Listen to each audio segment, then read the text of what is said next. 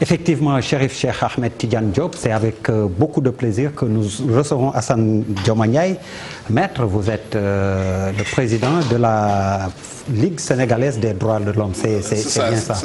Alors, le prétexte de cet entretien, c'est le placement sous mandat de dépôt de Guy Marius Sagna et compagnie, on va dire. Un seul parmi eux a bénéficié d'une liberté provisoire, mais également on va aborder l'état des libertés individuelles dans notre pays. Bon, le dossier Guy Marius, comme on va communément l'appeler, leur placement était inévitable? Non, non. D'ailleurs, c'est ce qui justifie ce tollé un peu général. Je pense qu'on ne peut pas être dans un régime dit démocratique et que l'exercice des libertés démocratiques consacrées par la Constitution puisse aboutir à ce genre de pratiques, de privation de liberté pour d'honnêtes citoyens. On aurait eu une manifestation violente, personne n'aurait rien dit. Mais quand même, une manifestation dont l'objet est connu de tous, il s'agit de dire non à une mesure qui a été annoncée par le gouvernement, une mesure qui touche pratiquement l'ensemble des Sénégalais, et une manifestation pacifique. Et mais ça, quand même non autorisée par l'autorité. Oui, là aussi il y a problème. Parce que j'ai là des décisions, je suis venu avec une décision de la Cour suprême qui, en pareille occasion, une manifestation qui était envisagée devant le ministère de l'Intérieur a déclaré nul, a annulé l'arrêté préfectoral qui a annulé cet arrêté au motif que l'arrêté violait l'article 10 de la Constitution qui permet justement à tout Sénégalais de pouvoir exercer un droit fondamental. La seule limite, évidemment, c'est la déclaration préalable et l'impossibilité pour l'autorité administrative de garantir la sécurité publique en autorisant concomitamment la manifestation. Mais là, l'interdiction doit être motivée, ce que dit toujours la Cour suprême. Donc pour dire que la Cour suprême elle-même demande désormais à l'administration de ne pas interdire systématiquement ce qui se passe aujourd'hui même au plateau, parce que cette interdiction, cet arrêté concernait une manifestation devant le ministère de l'Intérieur. Sauf que peut-être ce qui a motivé cette interdiction, c'était l'arrêté Maître Ousmane Ngom, qui est toujours en vigueur. Non, justement, cet arrêté n'est plus en vigueur. Pourquoi? Oui, parce que là, nous avons un arrêté, c'est vrai que l'arrêté date de 2011, on ne pouvait plus l'attaquer frontalement, parce que le délai pour excès de pouvoir est de 2 mois. Mais on a eu un arrêté du 31 août 2018 qui disait ceci et interdit le sitting projeté par tel devant le ministère de l'Intérieur. Motif, violation de l'arrêté Ousmane Ngom. J'ai l'arrêté, donc qui a été sous-tendu par l'arrêté Ousmane Ngom. Et la Cour suprême saisie d'un recours contre cet arrêté dit ceci. L'administration annule l'arrêté du 31 août du préfet de Dakar portant interdiction du sitting envisagé sous la bannière prévu le 4 septembre devant le ministère de l'Intérieur. Donc vous avez un arrêté Ousmane Ngom qui sous-tend l'interdiction d'une manifestation et la Cour suprême annule cet arrêté au motif que cet arrêté viole l'article 10 de la Constitution. Donc c'est ce qu'on appelle une annulation de conséquences. Quand vous annulez une décision qui fonde la décision annulée, la décision mère elle-même devient caduque.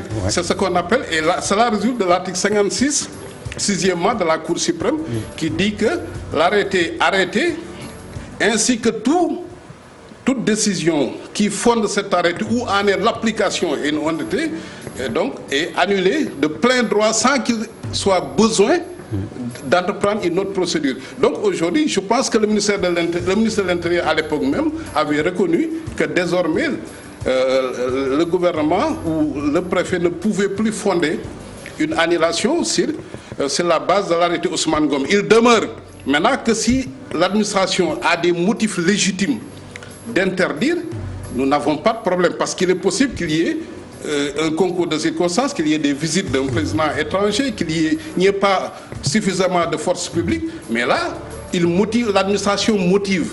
Mais ces annulations du préfet systématiquement sont illégales Et sur la base d'illégalité, on ne peut pas parler. Mais justement, est-ce que justement ce ne sont pas ces arrêtés préfectoraux qui sont illégaux? Mais bien sûr, mais j'ai 3 arrêts moi-même, j'ai 3 arrêts de la Cour suprême qui annulent des arrêtés du préfet de Dakar. Donc pour dire qu'aujourd'hui, c'est l'administration qui ne se soumet pas à l'autorité de la justice. Et donc c'est grave dans une démocratie quand on reproche à des citoyens de ne pas se soumettre à la loi et que l'administration, l'État au plus haut niveau, lui-même ne se soumet pas ni à la loi ni à l'autorité. Mais quelle est la solution, maître? On parle toujours de l'indépendance de la justice, c'est un éternel débat. Oui. Quelle solution vous préconisez? Je pense que c'est un problème d'état d'esprit démocratique. Donc ce n'est pas le problème de couper le cordon ombilical entre la chancellerie et la tutelle? Non, non, je pense qu'en réalité, nous ne sommes pas prêts pour un régime démocratique. Parce que quand vous prenez une mesure de cette nature, j'augmente le prix du riz. Mais là, le gouvernement annonce et s'attend à un feedback de la part des populations pour savoir si cette mesure peut passer.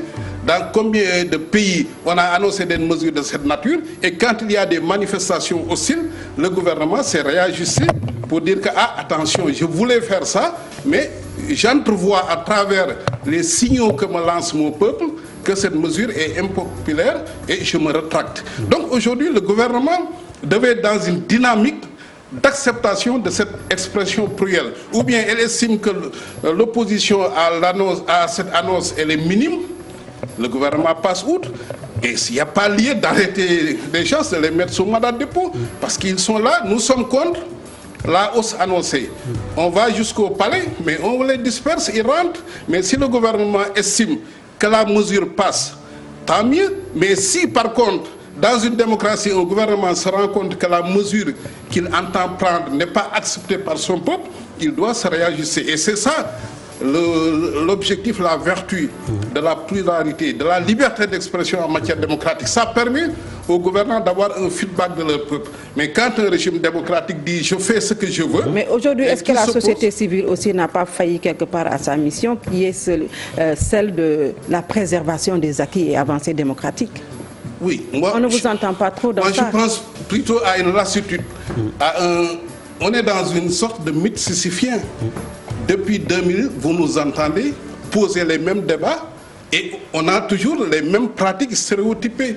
Nous avons toujours des pouvoirs, des gouvernants qui sont hostiles à la circulation de l'information, à l'expression plurielle. Mais finalement, on ne peut pas mener des combats éternels. Je pense qu'on a tout fait. En 2012, tout le monde a vu. Ce qui veut dire que vous êtes prêt à baisser les armes. Vous avez baissé les armes. Pour vous conforter, oui. Est-ce qu'il y a, je dirais même, est-ce qu'il n'y a pas un malaise? Je vais citer Alioune Tine, permettez-moi donc de le citer, ancien directeur d'Amnesty International Afrique de l'Ouest, qui est actuellement directeur d'Africajom Center. Il dit que le combat désormais incombe aux coordonnateurs des ONG et autres mouvements.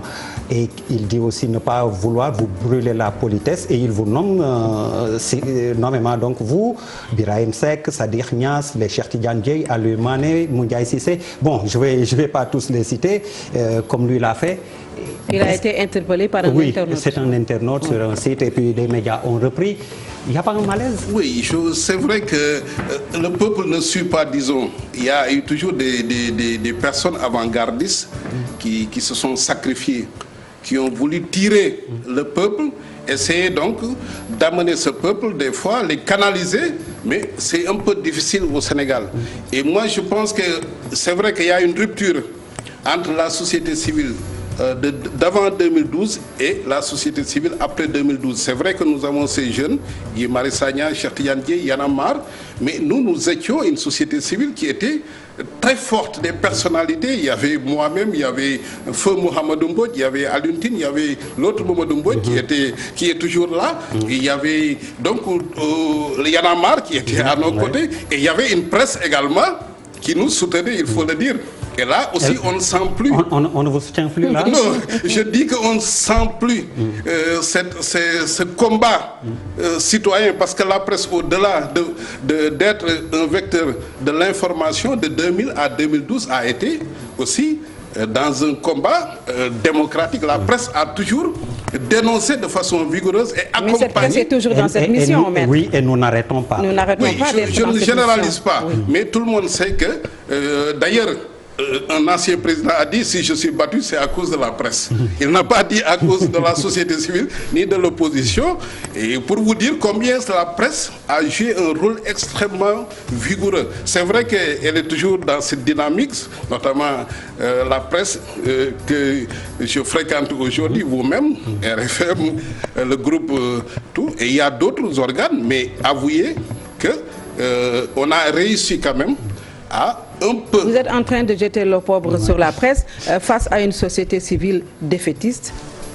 Non, moi je pense que c'est un tout. Je pense que c'est un tout. Nous n'aurions jamais accompli ce que nous avons accompli si la presse n'avait pas relayé autant notre combat. Et les changements qui ont eu lieu de 2000 à 2012, on les doit singulièrement à la presse. Ça, il faut le reconnaître. Parce que, d'ailleurs, les Sénégalais sont toujours accros aux journaux, au micro. Un Sénégalais ne peut pas se lever sans écouter RFM, d'autres radios, lire des journaux. Tellement nous croyons, tellement nous sommes attentifs à ce que dit la presse. Mais de plus en plus, on note, évidemment, ce n'est pas une critique, ça peut être une bonne chose, un professionnalisme, mais on note un désengagement par rapport au rôle que la presse joue. Et cela, évidemment, était pour nous très confortable parce que nous-mêmes, on nous appelait souvent